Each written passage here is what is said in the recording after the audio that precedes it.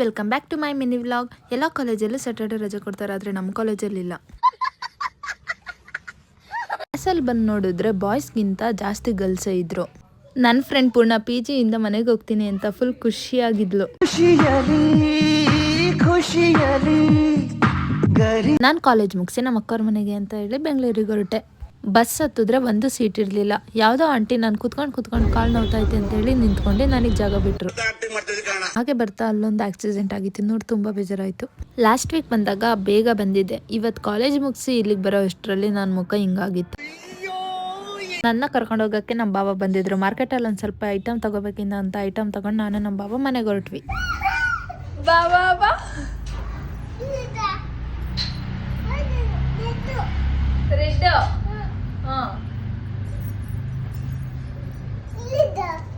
ಏನು ಊರಿಗೆ ಹೋಗಿದ್ದೆ. ಇವತ್ತು ನಾನು ಬಂದಿರೋದಕ್ಕೆ ನಾಳೆ ನಾನು ನಾನ್ ವೆಜ್ ತಿನ್ನಲ್ಲ ಅಂತ ಇವತ್ತೇ ಎಲ್ಲ ವೆರೈಟಿ ಅಡುಗೆ ಮಾಡಿದರು. ಈ ವಿಡಿಯೋ ನಿಮ್ಗೆ ಇಷ್ಟ ಆಗಿದ್ರೆ ಲೈಕ್ ಮಾಡಿ, ಶೇರ್ ಮಾಡಿ.